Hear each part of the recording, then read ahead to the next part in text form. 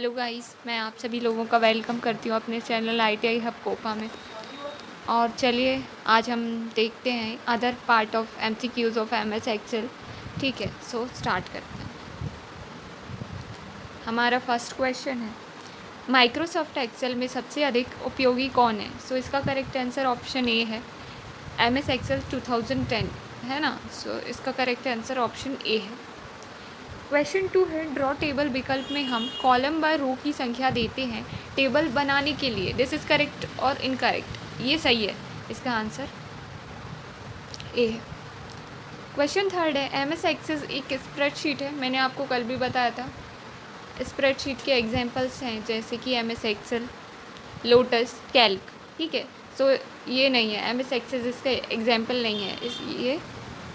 इसका correct answer option B, that is गलत। ये गलत है ना। स्लाइड शो एक्सेल में प्रयोग होता है, सो दिस इज़ रॉन्ग, क्योंकि जो स्लाइड शो है ये पावर पॉइंट प्रेजेंटेशन में यूज़ होता है। ठीक है ना। सो इसका करेक्ट आंसर ऑप्शन बी है। माइक्रोसॉफ्ट एक्सेल में कितनी रोज़ होती हैं? सो कितनी कॉलम्स होते हैं ये भी हम देख लेते हैं, और कितनी रोज़ होती हैं ये भी हम देख लेते हैं। इसका करेक्ट आंसर है option B, 65,536। So correct answer is option B and columns are 255. okay. Six question है, किसी फंक्शन के अंदर लगे हुए फंक्शन को क्या कहते हैं? सो उसे हम कहते हैं नेस्टेड फंक्शन। सो इसका करेक्ट आंसर ऑप्शन ए है। 7 क्वेश्चन है, बाई तरफ से अकेले अक्षर को मिटाने के लिए कौन सी की प्रेस करते हैं? So this is a back space की। हम बाई तरफ से अक्षर को मिटाने के लिए फ्रॉम द लेफ्ट साइड हम यूज़ करते हैं उसको। 8 क्वेश्चन है, रो और कॉलम का कटाव डैश कहलाता है। सो इसका इंटरसेक्शन, या जैसे ये देखिए, ये कॉलम आ रहा है, ये रो जा रही है, ये कॉलम आ रहा है, ये रो जा रही है। सो इसका जो इंटरसेक्शन है या जो कटाव है, ये सेल कहलाता है ना, इसका पार्टीशन। एक्सेल में टाइटल बार में कौन कौन से बटन्स होते हैं? सो यहाँ पे ऑप्शंस है जैसे मैक्सिमाइज, मिनिमाइज, ओपन। अब हम इस स्क्रीनशॉट के माध्यम से देख लेते हैं। ओके, यहाँ पे ये दिख रहा है आपको ऊपर, ये टाइटल बार है, ये जो है ये टाइटल बार है।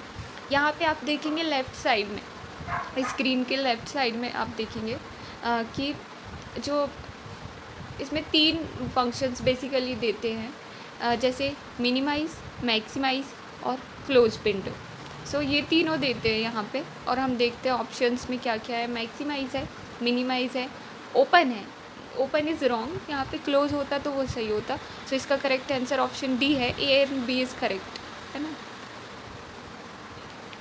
एक्सेल में कौन सी क्षमता नहीं है? कौन सी क्षमता नहीं है? So option A is function, yes है। कॉपी एंड मूव, ये भी है। ग्राफ बनाने की क्षमता, ये भी है ना। यहाँ पे इनमें से ऐसा तो कोई सा नहीं दिख रहा है जिसकी क्षमता नहीं है, तो ऑप्शन डी इज़ करेक्ट, इनमें से कोई नहीं, है ना।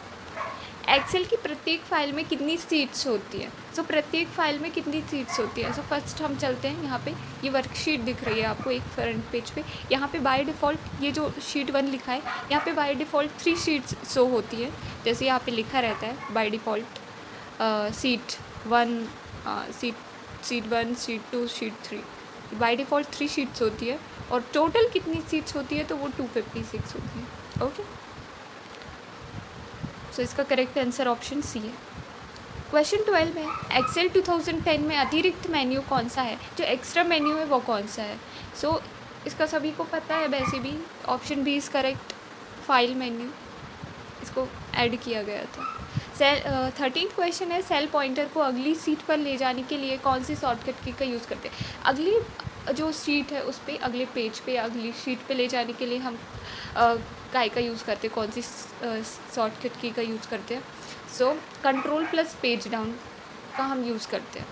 इसका करेक्ट आंसर ऑप्शन सी है।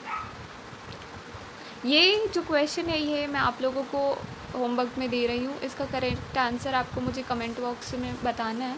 ठीक है, मैं क्वेश्चन पढ़ देती हूँ।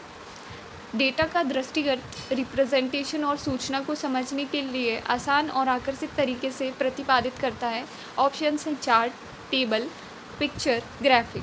तो इसका करेक्ट आंसर आपको बताना है कमेंट सेक्शन में, है ना। होमवर्क में है ये क्वेश्चन आपका। So thank you for watching my video. आपको अच्छी लगती है ये वीडियो तो आप मेरे चैनल को सब्सक्राइब कीजिए, आप इस वीडियो को लाइक कीजिए, और भी बहुत सारी वीडियोज़ पड़ी है MCQs फॉर्मेट में, वो भी आप देख लीजिए। Okay, thank you for watching.